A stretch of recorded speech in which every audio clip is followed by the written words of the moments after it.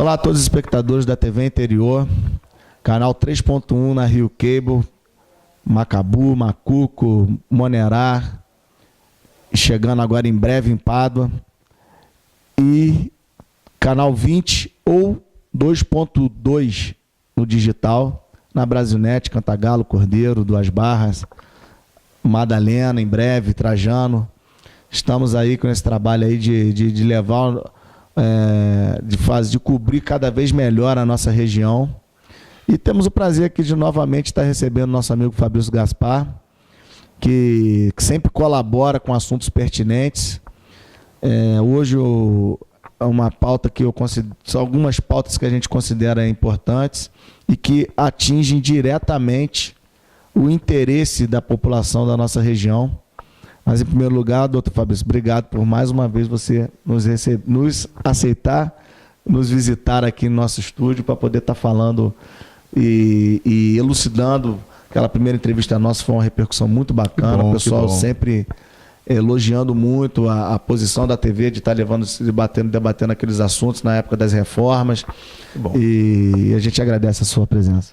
Quem agradece, Eduardo, sou eu. Primeiro, parabenizar a TV Interior por, mais uma vez, estar aí se colocando à frente das discussões e trazendo para a informação às pessoas, né, essas decisões políticas que refletem diretamente a nossa vida. Então, fica aqui primeiro meu agradecimento pela oportunidade, pelo espaço, e daqui meu abraço, minha saudação a todos os espectadores da TV Interior. Né? Você falou aí cidades tão importantes que durante muito tempo não tiveram um canal, né, um canal específico, porque obviamente a TV aberta, a TV por assinatura, traz a cultura de outros lugares, mas a TV Interior, ela traz a cultura, a informação e o entendimento da nossa região. Então é por isso que eu jamais, enquanto Deus me der força, né, vou perder a oportunidade de interagir e de poder estar aqui, porque, como você sabe, eu escolhi a região serrana, escolhi a cidade de Cantagalo e a nossa região toda para morar, para viver. Então, acho que é minha obrigação, né, enquanto membro da sociedade, poder de alguma forma colaborar. Né? Agradeço imensamente o seu carinho em relação à nossa última entrevista. Era,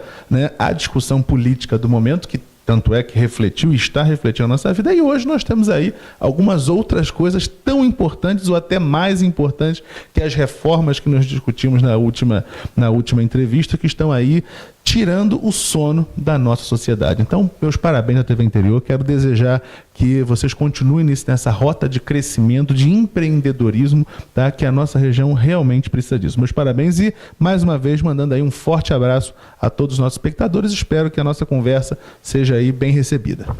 Suas palavras vão muito de encontro à nossa filosofia, né? Aquilo que a gente acredita.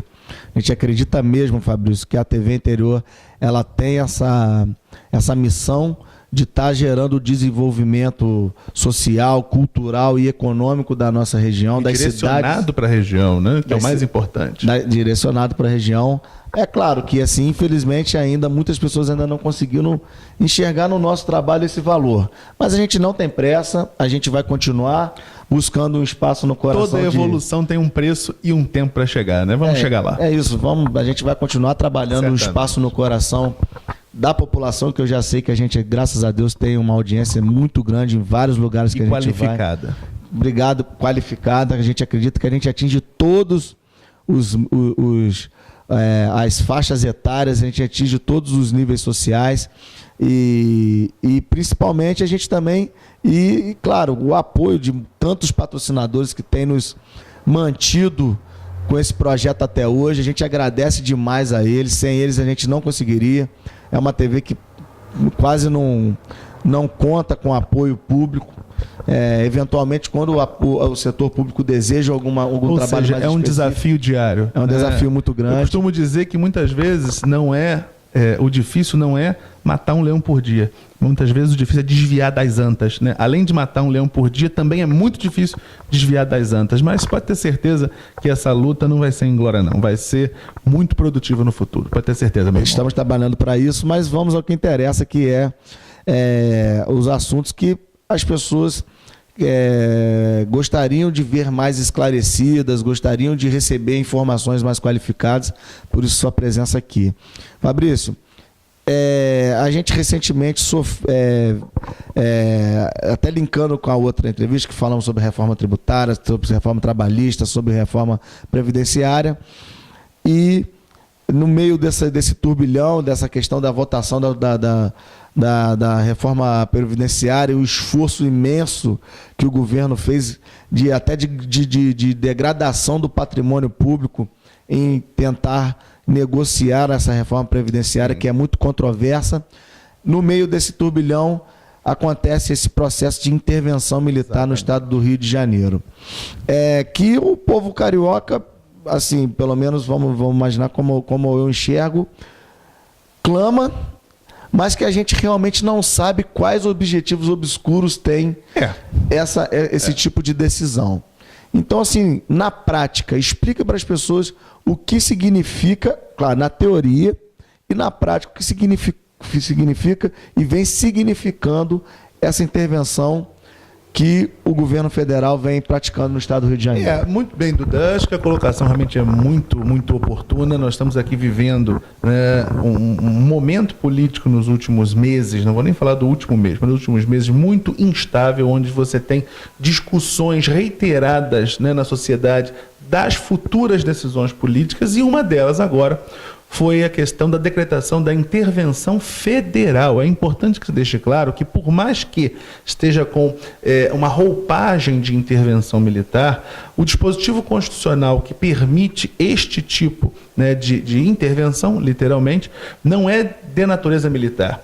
O que está acontecendo? Primeiro, é importante deixar claro que na nossa última entrevista nós falamos sobre as reformas que estavam sendo discutidas. Falamos sobre 3 reformas. A reforma trabalhista, que foi levada a cabo, ainda que parcialmente, o que o governo queria num primeiro momento não foi tudo, mas foi uma boa parte. Já houve uma considerável alteração, né, na rotina dos trabalhadores brasileiros. A reforma eleitoral, que também aconteceu, também parcialmente, porque é óbvio, nós temos, enfim, muitos interesses a serem debatidos, e o Congresso Nacional é sim o local de discussão de ideias. E por último, a reforma da Previdência, que era a menina dos olhos de ouro do governo Temer. Eu não vou me imiscuir, nem vou citar aquilo que não sei em relação a quais seriam os reais interesses por trás daquela força hercúlea que o governo vinha fazendo para aprovar a reforma da Previdência. Eu, pessoalmente, nunca vi um presidente da República de mandato no programa do Ratinho, que, aliás, é um programa que eu assisto, que eu gosto muito, e acho o Carlos Massa, o Ratinho, um dos maiores comunicadores que esse país já teve e terá. Mas eu nunca vi um presidente da República se dar a essa atitude. Não é se rebaixar, não é isso. Programa popular. Um programa altamente popular, para ser entrevistado, normalmente os presidentes são entrevistados lá no Palácio do Planalto. Não. Nesse caso, para aprovar a reforma da Previdência, houve um esforço pessoal de entrega da própria imagem do presidente Temer, no sentido de buscar convencer primeiro a opinião pública de que a reforma da Previdência era necessária, e eu penso também que era necessária, não nos termos em que foi proposta, mas que era necessária, óbvio que era. Mas houve um esforço muito grande, porém, esforço que não teve eco no Congresso Nacional. Então, ficou muito claro que, se fosse colocada em votação a reforma da Previdência, que era a última das reformas que o presidente propunha, né, em dezembro do ano passado, seria rejeitada, uma derrota política. Ficou para fevereiro e, paralelamente, tomou um pouco mais de exposição, até a nível internacional, o caos na segurança do estado do Rio de Janeiro. O que, para nós que somos do Rio de Janeiro, vamos ser sinceros, isso não é um problema de agora. O que está acontecendo agora já vem acontecendo há muitos anos, e nós estamos vivendo a ausência absoluta de segurança há pelo menos 40 anos. Ou seja, são reiteradas decisões de pelo menos 10 governantes que estiveram no Palácio das Laranjeiras, sede do governo estadual. E aí eu faço um parênteses: por que você atribui tanta responsabilidade, Fabrício, ao governo do estado? Porque é competência do estado, devidamente estabelecida na Constituição, cuidar da segurança pública. A estrutura de polícia civil, polícia militar, corpo de bombeiros não é vinculada ao estado à toa, é porque a Constituição, a Carta Magna, a maior lei desse país, assim determina, né? A União Federal, ou seja, ao governo federal, cumpre cuidar das fronteiras, proteger o território, e para isso existe o Exército, enfim, para isso existem as forças militares e a Polícia Federal, para buscar a apuração desses crimes de natureza federal, tráfico internacional, enfim, tudo aquilo que foge da competência estadual. Mas segurança pública é do Estado, né? E nós, no Estado do Rio de Janeiro, já estávamos vivendo isso há muitos anos. Aliás, e essa violência que estava na capital, várias intervenções locais, ou seja, várias mudanças de postura de políticas públicas dentro do próprio Estado, já estavam sendo testadas já desde a década passada.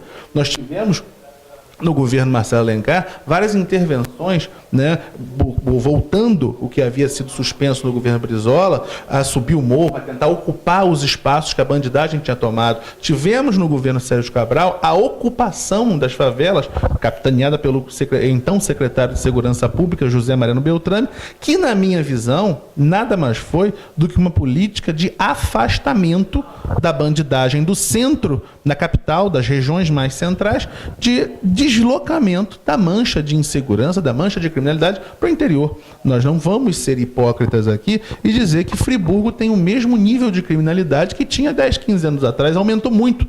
Macaé a mesma coisa, Cantagalo, infelizmente, a mesma coisa, né? Então nós tivemos o Cordeiro, claro, todas as cidades, a gente vai ficar falando da região inteira. Então nós tivemos políticas locais de segurança que foram extremamente erradas. E nós chegamos num ponto agora que, infelizmente, ficou muito claro e expôs de forma muito negativa o Estado do Rio de Janeiro. E é importante a gente citar que o Estado do Rio de Janeiro é a grande vitrine brasileira para todo o mundo. Quando você fala em Brasil, em qualquer país do mundo, a pessoa não pensa em Brasília, a pessoa pensa no Rio de Janeiro, no Carnaval, nas calçadas das pedras portuguesas de Copacabana, enfim, na alegria do carioca. O Rio de Janeiro é a vitrine brasileira, mesmo não sendo mais a capital da República, né, que hoje é Brasília. Então, a partir do momento em que essa questão da insegurança se tornou tão flagrante, né, até a nível internacional, alguém, e inicialmente aquele que teria competência para tanto, que é o governador do Estado, deveria tomar uma atitude. Mas ele reconheceu, acho que foi até uma atitude nobre, em que sentido? Porque ele reconheceu a impotência que o Estado do Rio de Janeiro detém para cuidar da questão da violência. Ou seja, ele declarou que o Estado não tem estrutura para cuidar dessa competência. E neste momento... Só para fazer um adendo, que há cerca de 3 meses o secretário de Justiça ou de Segurança, eu não lembro exatamente, o ministro de Justiça, ou secretário da Justiça, disse que o Rio de Janeiro ele sofria da corrupção na área de segurança em todos os níveis, em todas as escalas. Então, falou. Também eu não lembro exatamente Torquato Jardim, que é ministro da Justiça. Então, ou seja, ali já era uma sinalização de que... Ali já era uma sinalização da verdadeira falência que o Estado do Rio de Janeiro hoje, infelizmente, está sofrendo. E não é apenas na segurança. Saúde, educação, as estradas, a mobilidade, né, no Estado está muito falhada. Mas vamos voltar para a segurança. Então, o governador reconheceu de público e perante todas as demais autoridades que ele não possuía condições de cuidar daquilo que a Constituição lhe reserva. Infelizmente, né, quando acontece isso, nós vivemos numa república federativa, ou seja, por mais que os estados sejam independentes, que os municípios sejam independentes, né, a União Federal também possui suas responsabilidades para cuidar da população brasileira como um todo. E a Constituição Federal, ela possui um dispositivo que é muito, não é muito utilizado, porque ele traz uma série de limitações. E eu vou chegar no ponto que quero trazer agora, que eu vou tentar provar que a nível legal, a nível constitucional, a intervenção se torna até mais importante que as reformas que foram debatidas. Por quê? Porque esse remédio constitucional, que é aplicar a intervenção federal, eu falei que não é uma intervenção militar, ela está militar porque ela se restringe à questão da segurança pública, mas a intervenção da forma que ela é prevista na Constituição é chamada de intervenção federal. De que maneira?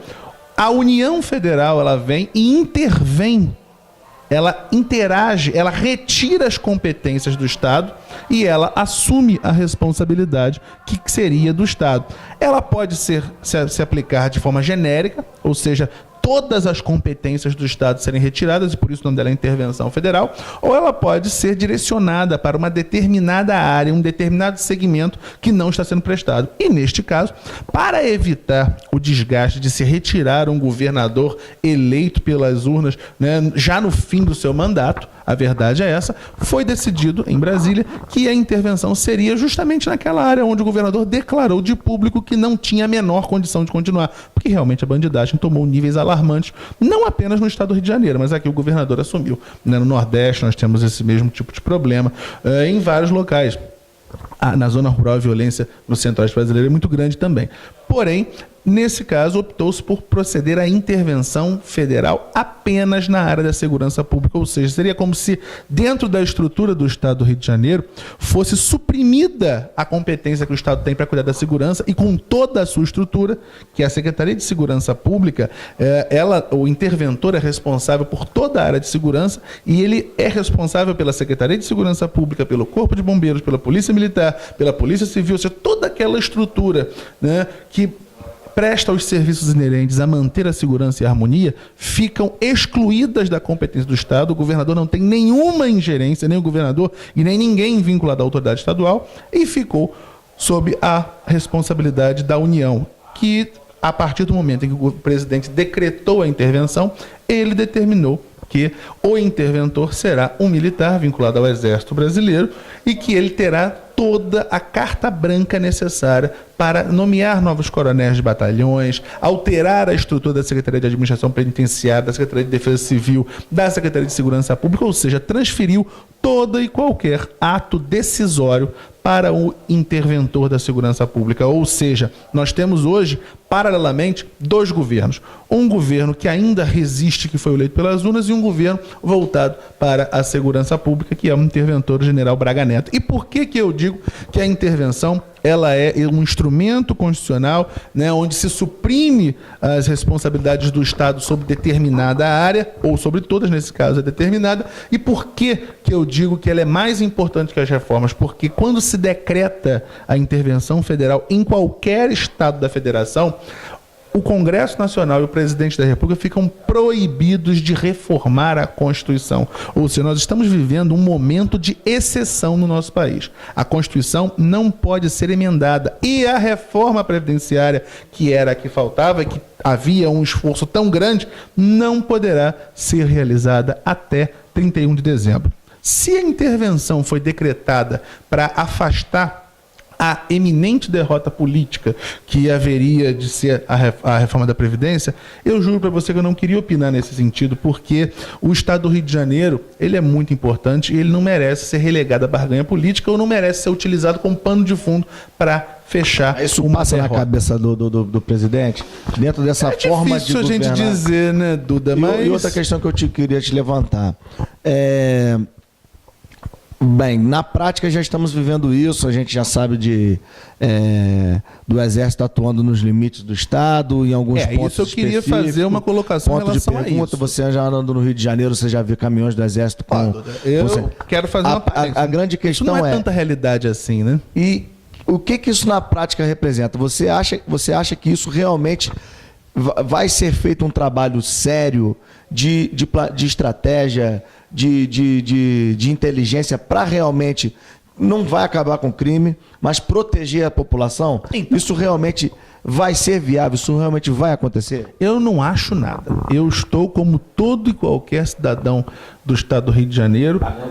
Não estou pagando para ver, não. Eu estou rezando mesmo, apelando para toda a minha fé para que a coisa realmente funcione. Agora, o meu medo, Eduardo, é o seguinte: um problema que foi gerido durante 40 anos, não se resolve com uma decisão de 2 dias. A verdade é que a segurança pública ela tem que ser muito pensada. Eu não sou especialista em segurança pública, apesar de ser bacharel em ciências sociais e jurídicas. Mas a verdade é que se o interventor, que agora está começando a desenvolver o seu plano, né, de intervenção e desenvolvendo as suas atividades, se ele não tiver em mente que o Estado como um todo está nas mãos dele, se ele se preocupar apenas com determinados pontos de fronteira, porque você falou em ponto de pergunta, por exemplo, eu pessoalmente não fui lá e não vi nada. Eu recebi fotos, mas fake news hoje é uma realidade. Pode até ter passado por lá? Pode, mas eu faço o caminho entre Carmo, Cantagalo, Guapimirim, São José do Vale do Rio Preto, Teresópolis, Duque de Caxias, e já são 20 dias que se discute essa intervenção militar e eu ainda não vi mesmo, carros do Exército patrulhando essas áreas. Entre Carmo e Cantagalo, nós temos a divisa com Além Paraíba. é divisa do Estado. Não vi ali membros do Exército. Então, o que me preocupa é que se repita agora com o palio do militarismo, que se repita aquele erro que o Beltrame cometeu, que é ocupar as favelas do Rio, ocupar as áreas mais pobres da Baixada Fluminense, ocupar as áreas mais pobres da Zona Oeste da cidade do Rio de Janeiro, Niterói, São Gonçalo, e você fazer um efeito que recentemente eu vi uma socióloga falando num determinado canal por assinatura, que é o efeito espanta-barata. Você vai estar retirando a bandidagem daquele ponto, mas você vai estar transferindo ela para outros lados. Você só vai causar a eles um desgaste maior e um pouco mais de gasto financeiro para poder e existe uma preocupação até de outros estados de estar recebendo essa... Também, mas a verdade é que o estado do Rio de Janeiro ele é grande e ele já tem uma geografia própria que essas pessoas gostam de se esconder em morros, onde tem acesso difícil. E vamos ser sinceros, a nossa região ela tem a geografia do mar de morros, é um prato cheio, a nossa região como um todo, a região do estado, não estou falando só da região serrana não. Então, infelizmente, se a intervenção militar for tomada com base apenas às áreas de conflito aparente, nós aqui do interior vamos estar submetidos a uma situação muito complicada. Por quê? Porque nós já não temos mobilidade. As estradas são absolutamente esburacadas, temos que passar devagar ou não ir, porque senão nós vamos ter reais problemas, né? Não vamos conseguir chegar nos nossos objetivos, nos nossos locais onde nós queremos. Temos que ir devagar. Se a violência aumenta na região, os assaltos, os assassinatos, enfim, Deus que me perdoe, mas crimes ainda mais bárbaros vão aumentar na nossa região por causa da ausência dos efeitos da intervenção serem espalhados por todo o Estado. Já foi oferecido algum projeto? Já tem alguma forma, por exemplo, alguma coisa do tipo, o Exército vai ocupar mais os grandes centros e a demanda policial vai subir, vai para as outras áreas do Estado? Hoje é dia 2 de março, temos poucos dias de aprovação, né, do decreto de intervenção federal pelas duas casas do Congresso Nacional, Câmara dos Deputados e Senado. Nós ainda estamos muito no início. Não houve ainda a publicidade de um ato oficial, ou seja, entrevistas são dadas, conclusões são tiradas pela imprensa, mas a publicação de um plano de segurança ainda não foi feita. E talvez seja até uma estratégia, porque você não pode publicar um plano de segurança, porque você diz, não, no dia 20 de março eu vou invadir a Rocinha.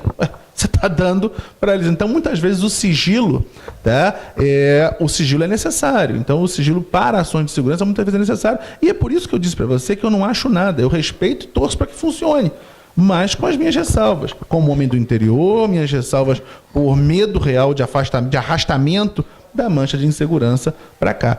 Então, o que eu posso dizer? O que eu acho? Eu acho que todos os cidadãos do estado do Rio de Janeiro precisam monitorar, participar, usar a voz através das redes sociais ou, enfim, qualquer assembleia, né, que seja possível o povo democraticamente participar e ficar de olho e, principalmente, acreditar.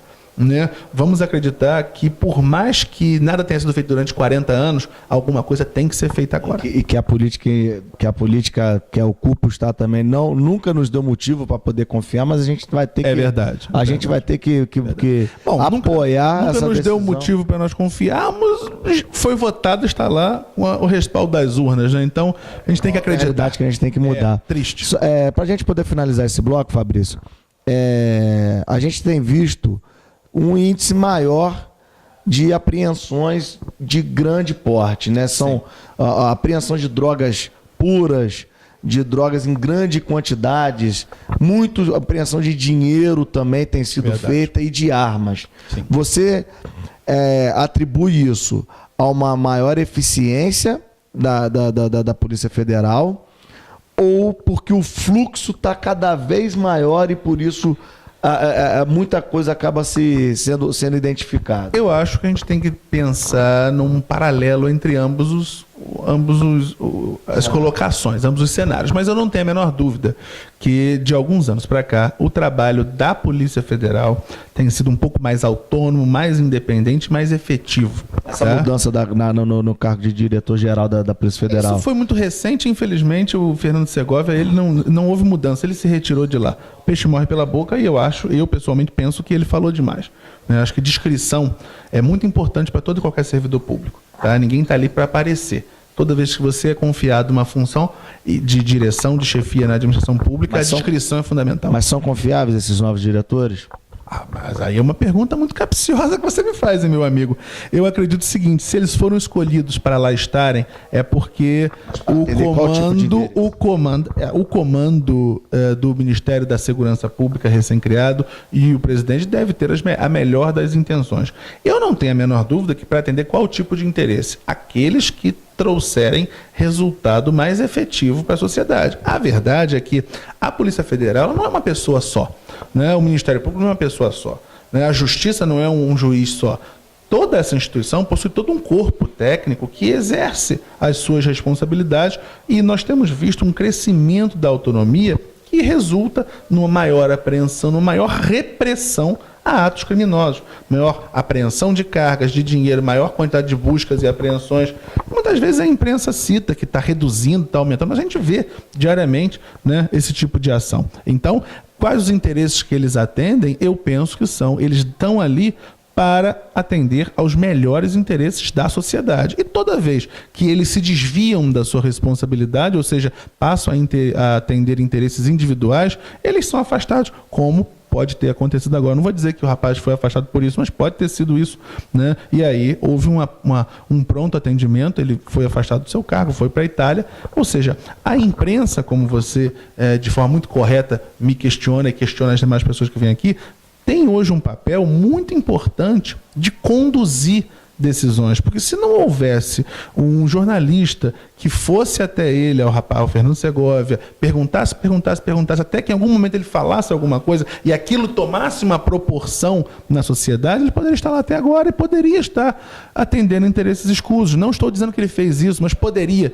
Então a imprensa é muito importante para isso. Agora, prever e adivinhar quais são os interesses que estão sendo defendidos, a gente não pode não apenas tentar ser vidente nesse sentido, e muito menos a gente não pode começar a desacreditar totalmente as instituições, porque são elas que vão garantir a nossa harmonia em sociedade. Então eu penso que esse aumento dessas apreensões vem sim de uma maior eficácia dos serviços públicos de segurança, e não apenas a nível federal, a nível estadual também, que mesmo sucateado, a gente tem que fazer aqui uma homenagem a muitos policiais militares que sem salário, sem arma, sem respeito, estão nas ruas, estão lutando. Eu recentemente fui interceptado na vinda de Carmo a Cantagalo, e pararam, pediram para ver meu carro com toda educação, tá? Olharam a carroceria do meu carro, olharam o banco de trás, mas com educação, com tranquilidade.